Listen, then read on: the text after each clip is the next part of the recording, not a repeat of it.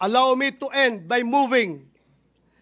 I respectfully move that in view of its constitutional infirmities and questions on the jurisdiction and authority of the 20th Congress, the verified impeachment complaint against Vice President Sara Zimmerman Duterte be dismissed.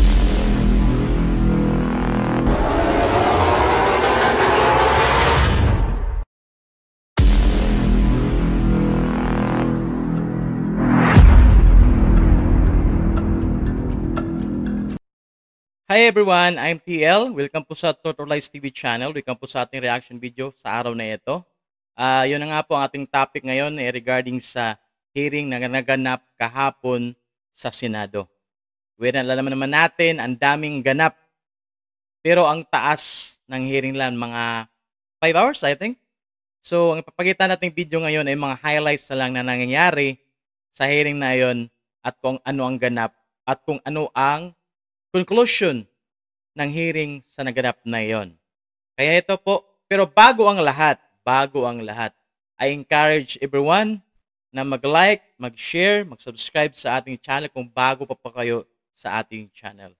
In the spirit of true action, therefore, allow me to end by moving.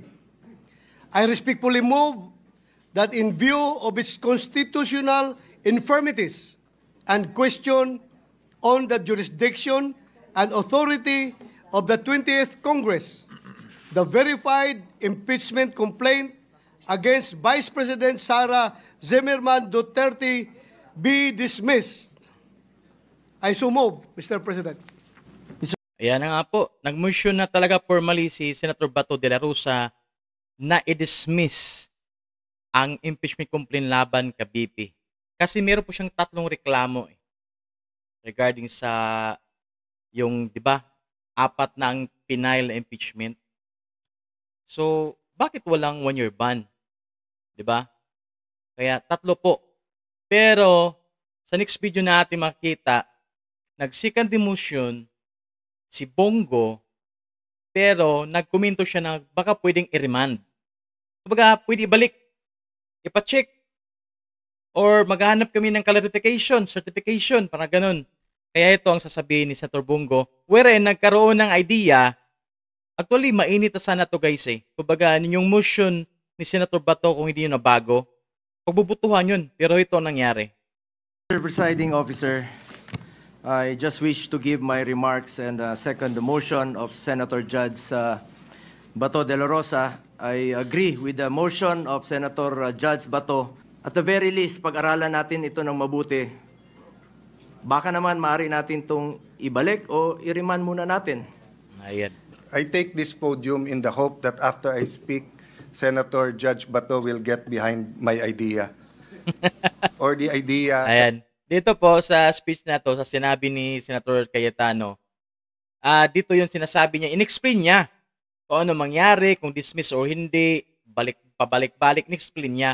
Kumbaga, kinumbinsi niya si Senator Bato na amendahan ang kanyang motion na wherein to dismiss the impeachment ang magiging remand na lang or ibalik. Ganun na lang ang mangyari. Eloquently espoused by Senator Joel Villanueva. Sabi po sa Section 88 of Rule 30 of the Rules of the Senate, the sponsor or any motion or measure the sponsor of any motion or measure may withdraw or modify it before its amendments or resolution or before a nominal vote is ordered on the same. So, in-explain ni Senator Cayetano na ang isang motion, habang hindi pa ito na-amen, wala pang botong nangyari, pwede pa itong i-modified, pwede pa itong baguhin. In-explain niya yan. Kumbaga pinaringgan niya si Senator Bato, parang kinumbinsin niya wherein at the end of the day, nang kumbinsin niya nga na baguhin, amendahan ang motion ni Senator Bato de la Rosa. Senator Pimentel, Senator Judge, Minority Leader Pimentel spoke. Clarify lang po ni Senator Bato that he's standing, itutuloy po niya yung motion. And I think hindi niya kinonsider ng motion to amend yung statement ni Senator Bato. But after In other words, parang, sige, amindahan ko tong motion ko pero magbibigay ko ng tatlong parang ano tawag nito Bisaya, kondisyones, tatlong kondisyones para masugot si Senator Bato. hearing Senator Bongo, after hearing Senator Joel Villanueva, after hearing the majority leader and minority leader, I ask you for some patience. Just hear me out on a very practical approach to this. No, you know, every time I'm confused or di ko malaman yung sagot, I go to Jeremiah 29:11 that states, "For I know the plans I have for you, plans to prosper you and not to harm you, plans to give you a hope and a future." But I'm reminded that kung ang Diyos may plano sa atin, ang demonyo may plano din sa atin So, one way or the other, we have to make a decision today, and it has to be the right decision. So, ito yung very practical approach ko po. We can do three things. We can dismiss it today, we can remand it to the House of Representatives, or pwede natin ituloy bukas. If we dismiss it today, based on the ground that it is violated the Constitution at more than once na po ito na-file in 1 year, we don't have enough time today to debate that. As the minority leader said, yes, we can take judicial notice of the dates, pero I wanna see the documents. Yeah, mahirap din kasi nga wala din documents ba? Wala din yung 1, 2, 3 na pinail. Wala Kaya mahirap din. Kailan ba talaga nag-file, sino final, etc. So aabot tayo bukas and even tomorrow with 23 opinions dito. My point is, Mr. President, I cannot in conscience, as a lawyer and as a senator judge, just make that rash decision that it violated the 1 year. I mean, ngayon ko lang nalaman na pwede yan, or if we were thinking about it the last few days, pero ang Supreme Court nakailang araw na, nakailang linggo na, hindi rin nagdidesisyon pa. So, mabigat tong puntong ito. That's my appeal to Senator Bato, na mabigat desisyonan ng dismissed based on it has not been filed, that we violated the Constitution na mahigit isang beses tong final.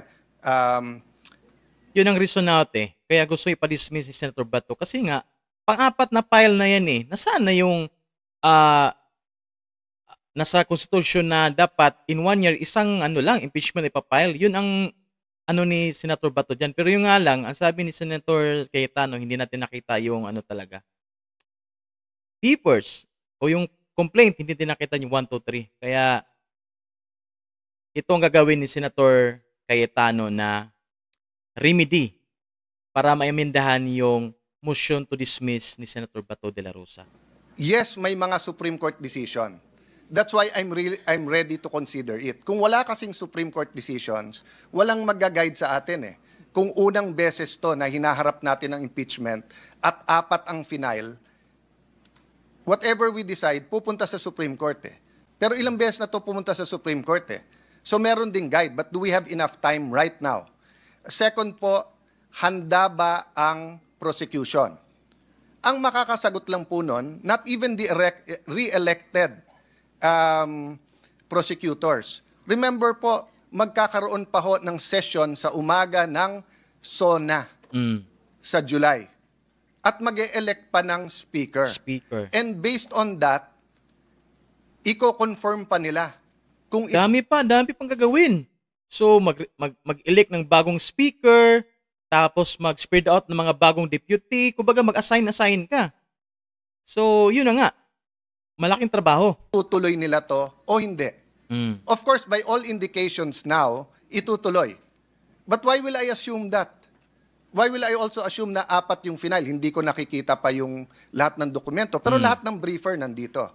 Kung talagang kailangan mag-decide today, they give us a few minutes, we'll take judicial notice or ask our very able secretariat. No? The third is that hindi daw pwedeng tumulay sa 20th Congress.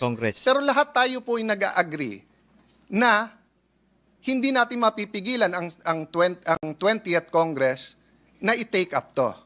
So, bibilisan ko na po if we dismiss it today, pwede ba mag-file ng motion for reconsideration yung prosecutors? If yes, kailan nila ipapile to? Tomorrow. Kung hindi tomorrow, sa 20th na to. So all the arguments na sinabi ni Senator Bato, totoo din, dun na yon. Okay. If ituloy naman natin tomorrow, babasahin yung articles, bibigyan ng 10 araw, mag-issue ng summons. Ngayon yun guys, ngayon yun. Pero yun na nga, wala na silang hearing ngayon kasi nga kahapon pa nila inamyendahan na okay, magpapasa tayo ng summon sa prosecutor, at the same time magpasa tayo ng summon sa BP Sara. O di, hintay na lang sila sa sagot kasi 10 days yan eh. 10 days sa BP, then 5 days naman sa prosecutor. Bibigyan ng 10 araw na sumagot ang akusado or yung the Vice President has been impeached, and then pwede yung prosecutors 5 days. Aabot na tayo ng June 30 nun. Hindi pa nagko-convene ang 20th Congress until the day nung SONA. So, in both cases, dismissed or tuloy, dun pa rin tayo magharap eh. Ano po ang benefit ng pag-remand? Again, excuse me everyone sa legal, moral, because I only had... Remand. Yun ang pinagkaguluhan gahapon. Remand means ibalik. Return. few minutes to think about this. Kung sana si Senator Bongo ang nagpa-amend, I was willing to listen. Pero hindi daw yun amendment at hindi tinanggap ni Senator Bato. So ako nagmumove ngayon na i-consider ni Senator Bato, i-amend yung motion niya from dismissal to remanding. Ito ang tanong. What if hindi nakumbinsi ni Senator Cayetano na amendahan ni Senator Bato ang kanyang motion na from dismissal to return? Ano kaya mangyari guys, no? Pagbubutuhan nila yun, sigurado kasi motion na yun eh. What if napagbutuhan yun? What if? May numbers ba talaga ang mga DDS, senators? Or wala? Paki-comment guys, what if kung natuloy? Dismiss na ba talaga o hindi? Iyak na ba talaga yung mga nag-rally sa labas ng Senado o hindi? Please po, paki-komento po. Maganda po itong pag-usapan. No, I cannot move myself na i-remand because may pending motion now. But I can ask him to amend his motion. And why will remanding... Yeah. Ang ibig sabihin ni Cayetano, hindi siya pwede mag-motion na ay motion to ibalik or ibalik to or return to sa prosecutor or sa kamara. Kasi nga may pending motion si Senator Bato. Bawal kasi yun guys. Pag may motion na una, i-resolve mo na yan bago magkaroon ng iba na namang motion. Kaya nag-suggest si Senator Cayetano na kung pwede, amendahan na lang ni Senator Bato ang kanyang motion para makamotion nun si Senator Cayetano ng remand or return. Ayan po. Be in the interest of justice and consistent with our oath of political neutrality. Kasi ang mangyayari nito, hindi pa binabasa yung articles of impeachment bukas, babalik to sa House of Representatives. Hihingin natin ngayon na isa-certify nila na hindi nila violate yung one impeachment per year. Yan. Number 2, by the time they answer sa 20th Congress, prosecutors na ng 20th Congress ang mag-affirm. Totoo. Na interesado kami na itutuloy namin to. Yeah. Yung 20th Congress na ang mag-decide niyan kung tuloy namin to o hindi. Kasi nga, mag-start talaga yung hearing guys by July 28? July 28. So, 20th Congress na yun. And by that time, the 12 senators po who have joined the 20th Congress will have the wherewithal and the say-so how to proceed. So, I'm just looking from it from a practical point of view. It might not sit well with my colleagues. If I wasn't a lawyer, perfect yung aking pong sinasabi. But being a lawyer, kailangan ko rin pag-isipan. Pero tignan niyo lang po from a practical point of view. Pag dinismiss natin ito ngayon, maibabalik din nila, Senator Bato. I-file din nila. Pagka naman hindi natin dinismiss, believe din talaga ako. Grabe to si Senator Cayetano, napakamatalino guys. Ang init ng atmosphere kahapon sa Senado, pero siya ang nagpa-cool down. Sinabi na nga mismo ni Senator Bato kahapon, di ba, kung sino yung nanood sa hearing, nga, ano talaga to si Senator, parang mediator ba? Mediator siya. Doon din ang mangyayari. Pag niremand natin, may mangyayari. May malalim na pag-iisip ng mangyayari dito. That's why I'm asking Senator Bato if he will, again, consider amending his motion. Ayan. Mr. President, because in the course of the manifestation of Senator Alan Cayetano, he mentioned that the minority leader is somehow encouraging judicial notice. No. I mean, can I state my position? No, Actually, Senator, I was agreeing with you na we cannot decide. We cannot. We cannot We take cannot. judicial notice I said, yes. of all those facts being alleged. We cannot. That is my I think position. I just Senator want to Judge make it clear. Cayetano agreed with Yes, you. yes. I Senator said, Judge Pimentel. even myself, I am not in favor of taking judicial notice kahit may magsabing pwede. I'm sorry, Minority Leader, if it made it appear that I'm speaking for you. I'm agreeing with you na mahirap mag-decision ngayon on dismissal based on the grounds na binigay sa atin nila Senator Bato and Senator Bongo and our other colleagues. To clarify, before I recognize Senator Bato, the chair, as it understood the point raised by Senator Cayetano, is that the basis of the two grounds raised by Senator Bato in seeking a dismissal Three grounds, Mr. Three grounds. Presiding. Cannot be taken judicial notice of by the court, and that these facts must be obtained, if at all, and or ascertained from the parties involved. In this case, the House prosecutors and the 19th Congress members who signed. That is the understanding of the chair with respect to the statement of Senator Cayetano. Senator Bato is recognized. Senator Judge Bato is recognized, rather. You may proceed, sir. Thank you, Mr. Presiding. Ayan, sa video ito guys, ito na. Ito na yung video na kung saan nag-incline na si Senator Bato sa suggestion ni Senator Cayetano. Officer, after ng aming pagngilay-ngilay, Mr. President, we come to a decision that I am inclined to accept the amendment to my motion being put forward by Senator Judge Alan Cayetano, Mr. President. Thank you. Parliament, the status of the hearing is that the movant has expressed his intention. Yan na po, klarong-klaro na po. Yung motion ni Senator Bato na to dismiss ay nag-incline na si Senator Bato na i-accept yung amendment na propose ni Senator Peter Alan Cayetano. To possibly So yung motion na dismissal, deleted na yon, pinalitan na ng bago. amend his original motion that we are acting on at the moment via a debate. Sabi ko nga, kung ang synonym ng forthwith ay immediate, may synonym din po ang dismiss. Yan po ay remand at saka return. Lalo na kung makita natin that the return is not necessary. Patawa to ah. Synonym daw ng dismiss. Remand tsaka return. Parang pinaringgan niya si Senator Cayetano To achieve the goals of the Senate President. Let's just do what the Supreme Court does when it has a case. Let's issue an advisory. Okay.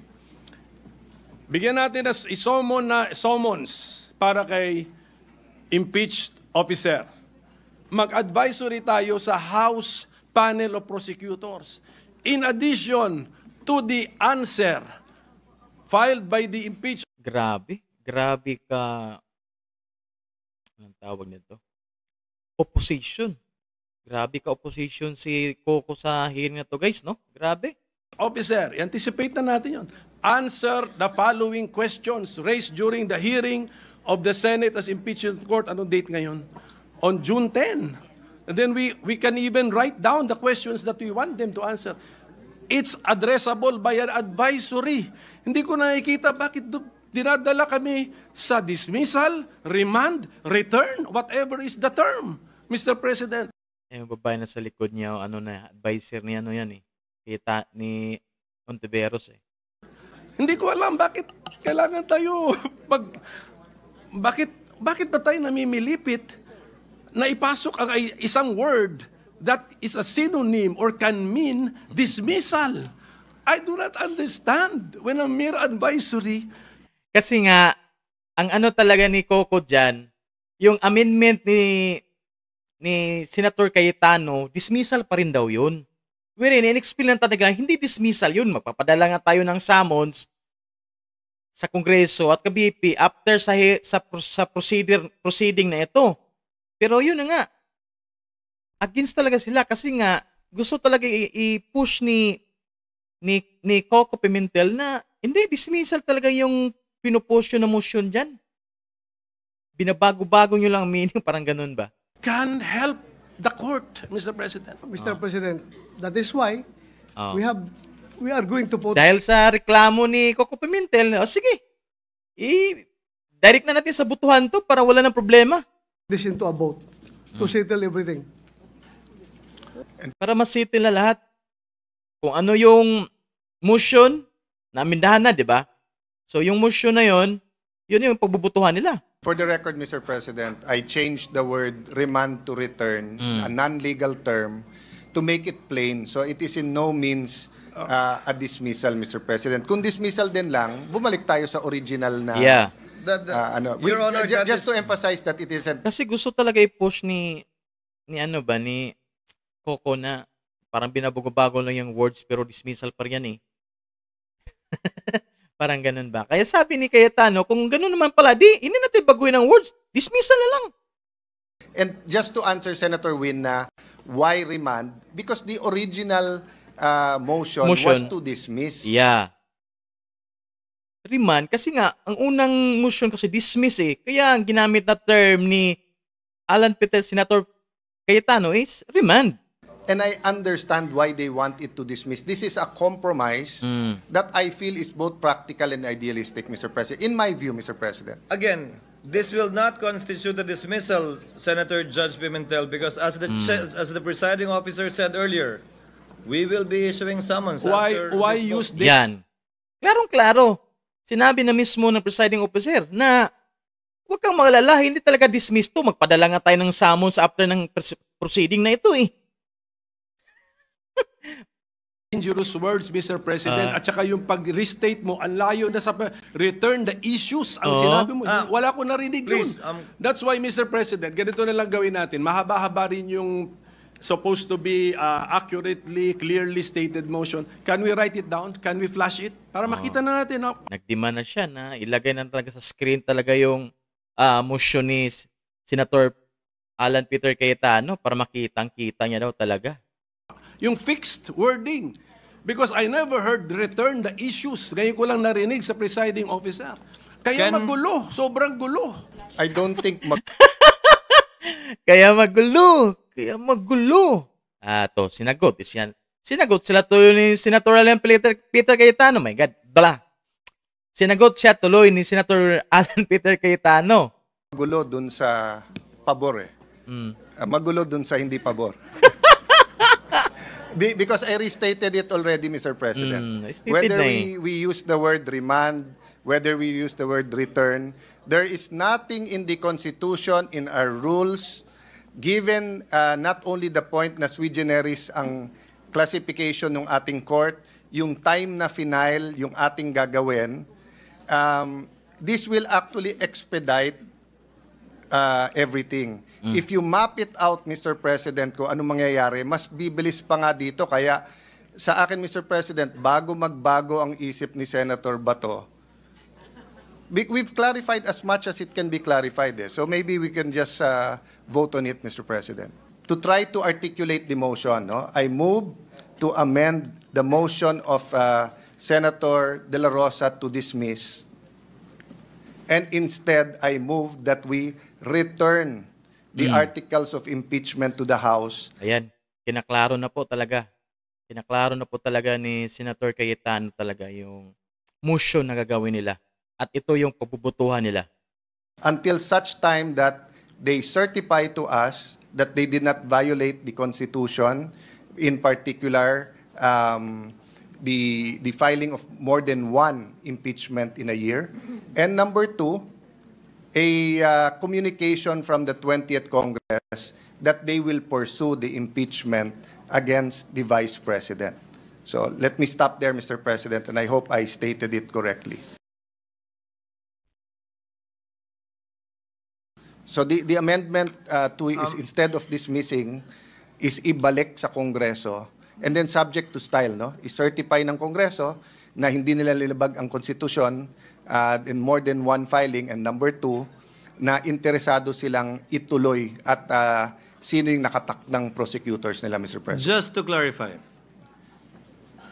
yung binabanggit po ninyo, Ginoo, na interesado pa at gusto pang ipursige ng Kongreso ang impeachment complaint na ito ay tumutukoy sa 20th Congress, hindi ng 19th Congress. In my opinion, Mr. President, kasi kahit sumagot ang 19th na they're interested, they cannot bind the 20th Congress. Tama. In that regard, the chair agrees because the chair has been saying from the start of these proceedings since late February that the trial will be conducted by the 20th Congress. Given the lateness of the hour that the impeachment complaint was filed, the most that the 19th Congress can do would be to issue summons and require the Vice President to answer the charges against her, and such are there other orders that we can make in the 19th Congress that may be used by the 20th Congress once it proceeds to trial. Pero tulad po ng binanggit nyo, tatawid ito, hindi rin paniniwala ko, at kung may mga pag-uutos man tayong gagawin, kaugnay niyan, makakadagdag yun sa argumento na ito'y tatawid sa 20th Congress. Having said that, the chair, the presiding officer, has every intention of issuing summons at the end of these proceedings. Again, in order to make sure that we make most out of the time of the 19th Congress, leading to the actual trial pag nagbukas na po ang 20th Congress sa July 28. Mr. President, for all these reasons, I object to the motion, but my anchor argument is that it is unconstitutional. The Senate, as the impeachment court, cannot cut short the process by dismissing an impeachment complaint, Mr. President. Sir President, should I read it for the record or ask the Secretariat to read it for the record? No, Senator Judge Cayetano, will you please read it into the records before we divide the House and put the matter to a vote? Thank you, Mr. President. Senator Cayetano, you may proceed. Mr. Presiding Officer, I move to amend the motion of Senator De La Rosa to read as follows: that the articles of impeachment be returned to the House of Representatives without dismissing, and that should be nor terminating the case until such time that one, the House of Representatives certify to the non-violation of Article 11, Section 3, Paragraph 5 of the Constitution, which provides that no impeachment proceeding shall be initiated against the same official more than once within a period of 1 year, including the circumstances of the filing of the first three impeachment complaints. And number two, that the House of Representatives of the 20th Congress communicate to the Senate that it is willing and ready to pursue the impeachment complaint against the Vice President. The presiding officer will now proceed. Ayan po, klarong-klaro na po.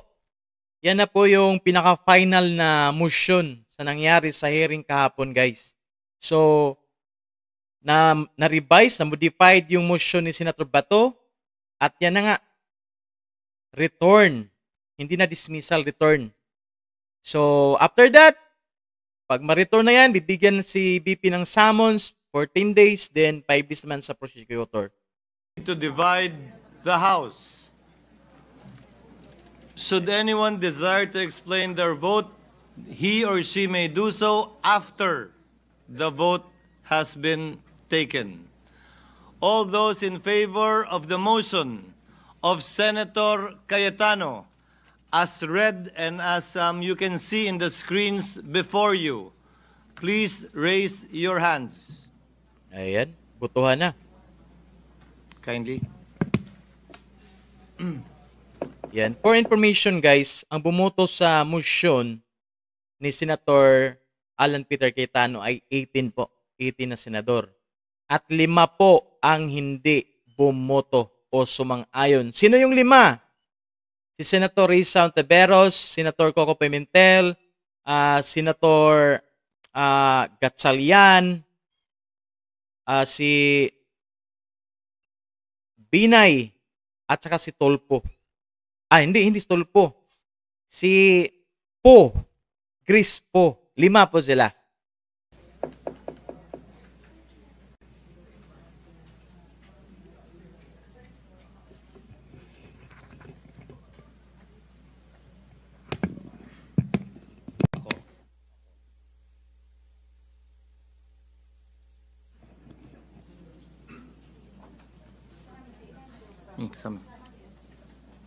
Ang tahimik ni Tulpo guys, no? All those against the motion of Senator Judge Cayetano, please raise your hand. Ayan. 5 lang yan. Crispo, Risa Ontiveros, Coco Pimentel, Binay at saka Gatchalian. 5 sila.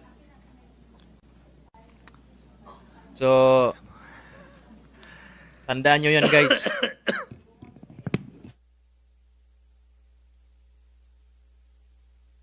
Tandaan nyo. Ayan.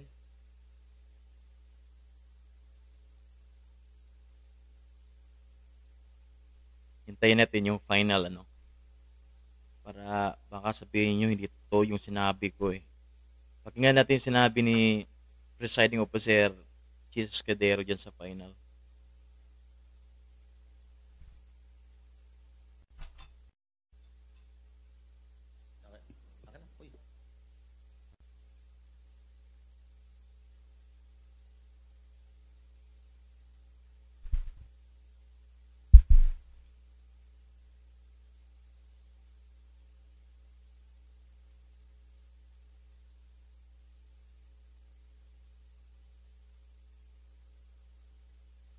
Ayan na. May we get the results? Okay.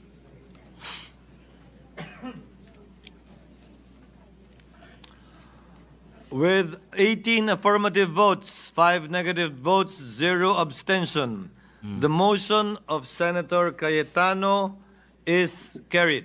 Ayan. Binay, what is the pleasure of Senator Judge Binay? Yeah, may ano, naguluhan si Binay. Naguluhan siya. Kaya tinanong niya ang presiding officer. Tingnan na, panoorin natin. Just one clarificatory question, Mr. Yes, Your Presiding Honor. Justice. Ano ho ang mangyayari doon sa complaint kung hindi tanggapin ng House yung pagsoli natin? Hindi po natin, ulitin ko po, hindi po sinosoli yung complaint in the stricted sense of the word dahil nga po, pagkatapos natin pagbotohan to, ano man na mangyari, mag-i-issue po tayo ng summons para pasagutin. Ang pagkakaunawa ko sa layuning ito na kinaklarify na ngayon ay para utusan ng Kamara na magsumite ng paliwanag at compliance sa mga katanungan na ipinukol kanina ng ilang senator. Yung 3 issue. Yun ang hinahinga ng motion na yan, ng sagot. So hindi ibig sabihin na yung article talaga na pinasa dyan, ay binalik doon. Yun ang nangyayari dyan eh. Judges. Hindi po ito dismissal.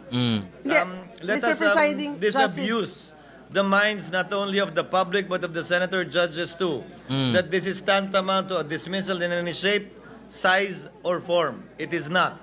And that is not the understanding of the presiding officer as well. Pero, Mr. Presiding Justice, di ba ang Tagalog po ng return ay isole? Intayin po natin i-clarify. Pero pinapaliwanag ko nga po, ang pagkakaunawa ko at sinagot ng movant ay hindi yan dismissal. Those who are against the motion, if at all, can think and say all they want that it is. But it is not, and this will soon be proven by the issuance of a summons right after the vote. Naguluhan ka pala, Senator Binay, kaya pala nag-no ka. Regardless of the outcome. So, Mr. Presiding Justice, hindi pwedeng baliwalain ng House of Representatives yung motion na gagawin natin, assuming na it will be... Utos po ng husgado yon sa Kamara na tumatayong prosecutor sa ngayon sa 19th Congress at maski na sa 20th Congress. Ito'y magiging dagdag patunay para sa presiding officer na itong kasong to ay tatawid sa ika-20 Kongreso at hindi mamamatay sa ika-19 na Kongreso. Ayan po, natapos na rin ang ating video mga kaibigan. So, mag-ano muna tayo ng summary regarding sa hearing kahapon. So, ang nangyari kahapon sa hearing ay si Senator Bato ay nag-privilege speech at nag-motion na i-dismiss ang impeachment complaint laban kay BP Sara. Pero ang nangyari, nagkaroon ng debate, mainit na debatehan, pero humantong pa rin sa naamyendahan ang motion ni Senator Bato ni Senator Alan Peter Cayetano. So, dahil doon, pumayag si Senator Bato regarding sa mga, may tatlo siyang kondisyonis or tanong. Wherein nilagay naman doon sa amenda na motion ni Senator Cayetano. Yun na nga po, nagkaroon ng mainit pero at the end of the day, nagbotohan pa rin at na-approve yung motion ni Senator Alan Peter Cayetano. Ayan po. So, after that, pinangako naman ng presiding officer na magpapadala ng summons sa Vice President at saka sa prosecutor. So, binibigyan si BP Sara ng 10 days at yung prosecutor naman 5 days. Ayan po. So, nagkaroon ng botohan. So, 18 po na senador ang bumoto na nag-yes sa motion ni Senator Alan Peter Cayetano at 5 naman ang nag-no sa motion ni Alan Peter Cayetano. Sino yung 5 yun? Si Senator Coco Pimentel, si Senator Risa Ontiveros, Senator Binay, Grispo, and Gatchalian. Silang 5 po. Kaya yan po. Ayan, yan yung pong summary na ating video. I'm hoping po nag-enjoy po kayo sa ating video ngayon mga kaibigan. First time po natin to na reaction video po. First time talaga as in. Kaya pasensya na kayo kung medyo hindi pa sanay katulad sa mga iba dyan na super sanay na no. Pero but anyways guys, huwag niyo pong kalimutan mag-comment. I-comment nyo kung ano yung nakita nyo sa reaction video na ito. Kung ano yung kulang. Ayan po. At the same time, mag-comment naman kayo sa ating video, sa ating topic. Ayan po. Or mag-suggest po kayo kung ano itong maganda po usapan next time. But anyway, salamat sa lahat guys. Salamat. Pinaghandaan ko talaga to. Kasi first time natin mag-reaction video eh. But anyway, salamat. Salamat sa aking mga subscriber dyan. Sa member din ng ating channel. Salamat din. So, I think that's it. Yun lang siguro ang video natin sa ngayon. So, maraming salamat. See you po sa ating next reaction video. Salamat. Bye-bye.